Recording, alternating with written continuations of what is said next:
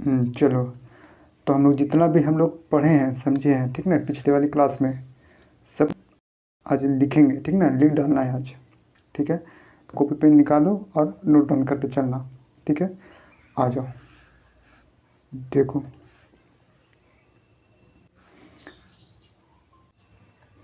देखो जैव प्रक्रम, ठीक है, चैप्टर 5वां नोट डाउन करना। चैप्टर 5 बायोलॉजी का चैप्टर 5 आ जाओ। जैव प्रक्रम, जैव प्रक्रम किसको कहा जाता है? जैव मतलब सजीव, सजीव मतलब जीव, ठीक ना। तो वे सभी प्रक्रम जो संयुक्त रूप से जीव के अनुसरण का कार्य करते हैं, ठीक है ना, उसे क्या कहा जाता है? जैव प्रक्रम। जैव प्रक्रम हम लोग के 4 प्रकार पढ़ना है, वो है पोषण, श्वसन, वहन और वहन या परिवहन, ठीक ना, और उत्सर्जन, ठीक है। ये सब के बारे में बता दिया था। चलो आ जाओ। जीवों के लिए कच्ची सामग्री क्या क्या होती है, जैसे हम लोग के लिए क्या क्या चाहिए, ठीक ना। आ जाओ, देखो जीवों के लिए कच्ची सामग्री क्या क्या चाहिए हमें, तो भोजन, ऑक्सीजन और जल, यही चाहिए ना। भोजन के रूप में हमें ऊर्जा चाहिए, ठीक ना, ऊर्जा एवं पदार्थों के स्रोत के रूप में चाहिए। ऑक्सीजन में वायु चाहिए, वायु द्वारा लिया गया ऑक्सीजन। हमें जल क्यों चाहिए? तो भोजन को पचाने के लिए, ठीक ना, और ऊर्जा के लिए। तो भोजन के सही पाचन के लिए तथा शरीर के अंदर अन्य जैविक प्रक्रियाओं के लिए हमें क्या चाहिए? जल चाहिए, ठीक है ना। अब चलो पोषण, देखो ये क्वेश्चन पूछा गया था कि पोषण किसे कहा जाता है, 2010 में पूछा गया था, ठीक है ना। हाँ समझना, देखो न्यूट्रिशन किसको कहा जाता है, पोषण किसको कहा जाता है? तो जीवों द्वारा, ठीक है ना, विभिन्न पोषक पदार्थों, जैसे कि हम लोग को क्या लेना होता है? कार्बोहाइड्रेट, प्रोटीन, वसा, खनिज, लवण एवं विटामिन लेना होता है, ठीक ना, आदि को ग्रहण करना एवं इन पोषक पदार्थों का उपयोग करना पोषण कहलाता है, ठीक है ना। पोषण के 2 प्रकार, स्वपोषी और विषमपोषी। पोषण के कितने प्रकार होते हैं? 2 प्रकार, ठीक ना। तो देखो पहला है स्वपोषी। स्वपोषी किसको कहा जाता है? तो पोषण वह तरीका जिसमें जीव अपने आसपास के वातावरण में उपस्थित सरल अजैव पदार्थों जैसे CO2, पानी और सूर्य के प्रकाश से अपना भोजन स्वयं बनाते हैं, उसे क्या कहा जाता है? स्वपोषी कहा जाता है, ठीक है ना। हाँ, तो स्वयं मतलब कि अपना भोजन बनाना, कार्बन डाइऑक्साइड, पानी और सूर्य के ऊर्जा से, उसे कहा जाता है स्वपोषण, ठीक है। इसमें क्या होता है? लवक होता है, ठीक है। पूछ देगा कि तो पोषण का 2 रूप है, ठीक है, एक है स्वपोषण और एक विषम पोषण, दोनों में अंतर बताइए, ठीक है ना। तो वही मैं पॉइंट बाय पॉइंट लिख दिया हूँ। पहला पॉइंट अपना लिखिएगा कि स्वपोषण, पहला पॉइंट ये लिखिएगा कि पोषण वह तरीका जिसमें जीव अपने आसपास के वातावरण में उपस्थित सरल अजैव पदार्थों जैसे कार्बन डाइऑक्साइड, पानी और सूर्य के प्रकाश से अपना भोजन स्वयं बनाते हैं, ठीक है। दूसरा पॉइंट लिख लेना कि इसमें लवण होता है, क्या होता है? लवक, हाँ लवक होता है। उदाहरण के लिए फिर तीसरा में उदाहरण लिख देना, हरे पेड़ पौधे में होता है, ठीक है, जीवाणु आदि में।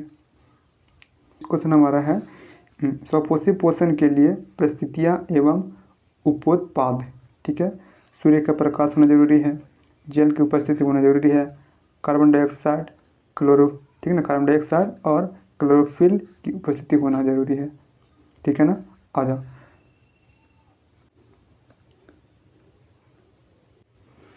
देखो स्वपोषी के अंतर्गत हमने बताया था प्रकाश संश्लेषण।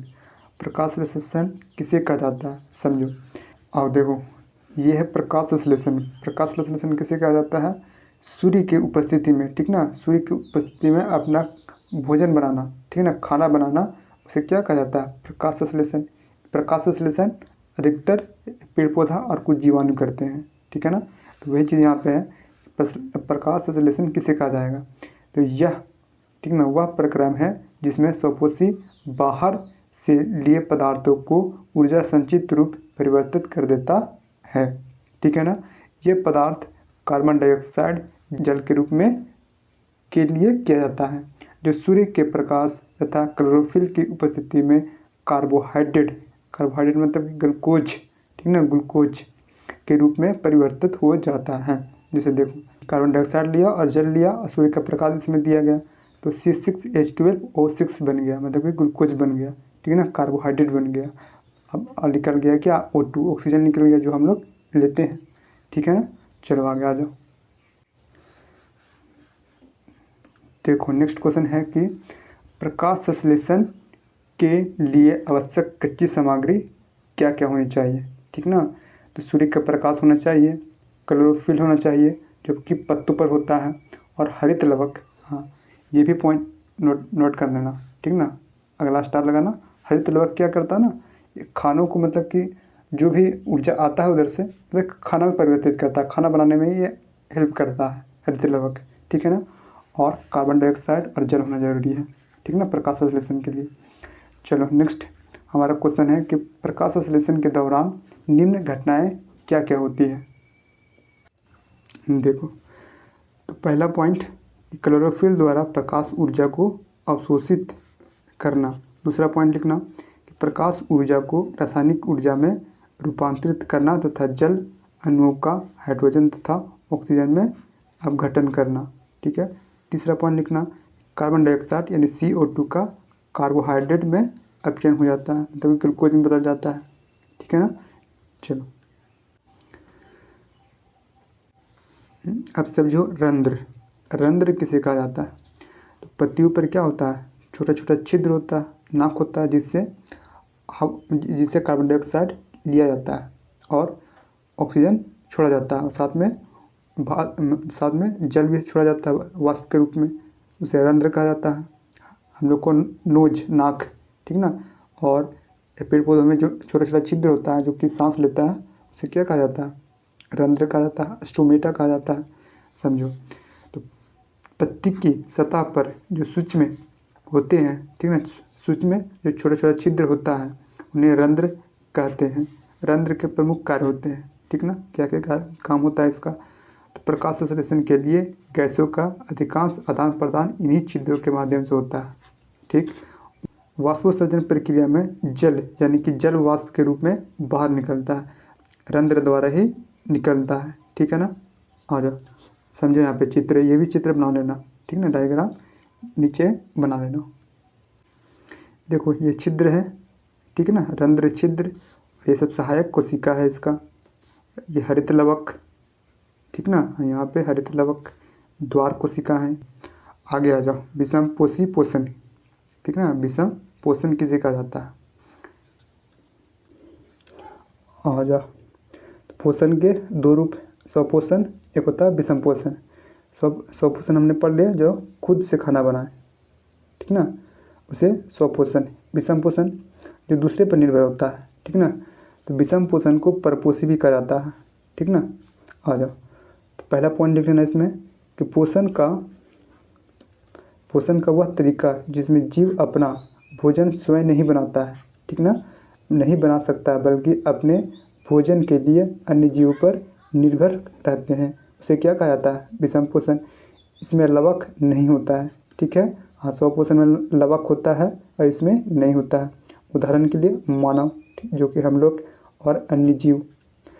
विषम पोषण के 3 प्रकार होते हैं, ठीक ना। पहला प्रकार है प्राणी संपोषण, ठीक है। प्राणी संपोषण किसे कहा जाता है, तो इसमें जीव संपूर्ण भोज्य पदार्थ का अंतर्ग्रहण करते हैं तथा उनका पाचन शरीर के अंदर ही करता है, ठीक है। जो भी हम लोग खाना वगैरह खाते हैं वो क्या होता है, अंदर ही पचता है, तो उसे क्या कहा जाता है, प्राणी संपोषण। देखो ना, इसमें जीव संपूर्ण भोज्य पदार्थ का अंतर्ग्रहण करता है तथा उनका पाचन शरीर के अंदर ही होता है, उसे क्या कहा जाता है, प्राणी संपोषण। जैसे में हम लोग मानव, ठीक है ना, हम लोग जो भी खाते हैं वो अंदर ही पचता है ना, उसका पाचन करते हैं अंदर। और उसके बाद अमीबा, देखो ये है अमीबा, ठीक है ना, बहुत खतरनाक होता है, ये दिमाग खाता है, ठीक है, एक तरह का जीवाणु है, ठीक है। ये कपार का गुद्दी बहुत ज़्यादा खाता है ये। दूसरा पॉइंट लिख लो, विषमपोषी पोषण का 3 रूप, पहला प्राणी संपोषण, दूसरा मृत जीवी पोषण, और तीसरा परजीवी पोषण। देखो मृत जीवी पोषण किसको कहा जाता है, तो मृत जीवी अपना भोजन जो है मृत जीवों के शरीर व सड़े गले कार्बनिक पदार्थों से प्राप्त करते हैं। ठीक है ना, मतलब जो भी मतलब कि मर गया, ठीक है ना, उसके बाद देखो फंगस निकल जाता है, फफूंदी, कवक, देखो रोटी वगैरह में कवक लग जाता है, ठीक है ना, जब सड़ गल जाता है, मर जाता है आदमी, तो उस पर क्या निकल जाता है, फफूंदी निकल जाता है, कवक निकल जाता है, ठीक है, खोखड़ी जिसको बोला जाता है। आ जाओ परजीवी पोषण। परजीवी पोषण किसको कहा जाता है, तो परजीवी अन्य जीवों के शरीर के अंदर या बाहर रहकर उनको बिना मारे, ठीक है, उनसे अपना भोजन प्राप्त करते हैं। ठीक है, समझो। जैसे देखो ढीला, खूनपीता, फीताकृमि, अमरबेल, ऑर्किड, किडनी, लीच। अभी देखो इसका मैं दिखाता हूँ डायग्राम, ठीक है ना, फोटो दिखाता हूँ। किसे जू कहा जाता है, जू तो ढीला, ठीक है ना। फीताकृमि, फीताकृमि किसको कहा जाता है, अंदर में पेट में जूक हो जाता है। आपने देखा होगा कि अंदर पेट में जूक हो जाता है, वाइट वाइट सा, छोटा छोटा, ठीक ना, उसको फीताकृमि कहा जाता है। क्या कहा जाता है, फीताकृमि। अमरबेल, देखो ये है अमरबेल, ठीक है ना, देख रहे हो पीला पीला कलर का, ठीक है ना, अमरबेल कहा जाता है। ऑर्किड, देखो ये किसी दूसरे पेड़ पर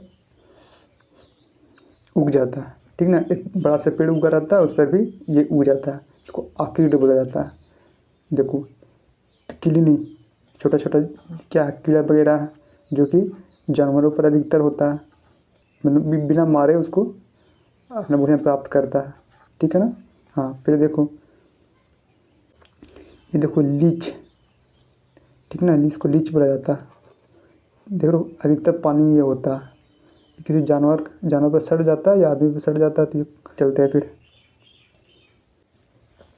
देखो अमीबा में पोषण, अमीबा भी दिखाया हमने, इसका फिगर दिखाया, कपार का गुद्दी खाने में एक्सपर्ट है, ठीक है ना, एक जीवाणु है। अमीबा में पोषण कैसे होता है, ठीक ना, अमीबा अपना पोषण कैसे करता है, अपना भोजन कैसे बनाता है, ठीक है ना, और फिगर के माध्यम से समझो। देखो ये है अमीबा, इसका केंद्रक है, ठीक है ना, हम लोग का नाम भी होता है केंद्रक, सेंटर मनुष्य का, उसी तरह ये अमीबा का केंद्रक है, ये बीच वाला। देखो ये है खाना इसका, ठीक है, देखो ये कैसे ग्रहण करता है। आओ ये खाना देख लिया, सबसे पहले अमीबा जो था खाना देख लिया, उसके बाद क्या करेगा, धीरे धीरे इसको गोले में अपने आप में लेगा, देख रहे हो। हाँ, तो अपने धीरे धीरे क्या करेगा, बकोटेगा, उसको अपनी ओर खींचेगा, जगह कब्जा लेता है, अपने अंदर कर लेता है। देखो इस टाइप से, देखो धीरे धीरे वो क्या कर रहा है, अपनी ओर खाना को ले रहा। देखो लास्ट में ये खाना ले लिया, अपने अंदर समाहित कर लिया, ठीक है ना। समझो अमीबा में पोषण किस तरह से होता है, अमीबा अपना भोजन कैसे करता है। तो अमीबा एक नियमित, ठीक ना, आकृति का सरल एक कोशिकीय जीव है, ठीक ना। ये जो अपना भोजन है, ये अपने आसपास के खाद्य पदार्थों को कूटपात की सहायता से घेर कर इसे अंतर्ग्रहित कर देता है, ठीक ना। अंतर्ग्रहित भोजन को खाद्य धान्यों में किण्वों द्वारा पचाया जाता है। उपचयित पदार्थ का कोशिका की सतह से क्या कर देता है, परिक्षेपण कर देता है। देखो ये है अमीबा, अभी तुरंत हमने फिगर दिखाया, फिगर के माध्यम से समझाया किस तरह से अपना भोजन प्राप्त करता है। तो ये खाद्य है, इसका खाना है, धीरे धीरे क्या करेगा, अपनी ओर घेर लेगा, अंतर्ग्रहित कर लेगा, ठीक है ना। हाँ देखो पूरा अपनी ओर ले लिया भोजन। आओ देखो अमीबा शॉर्ट में समझो कि भोजन को अपने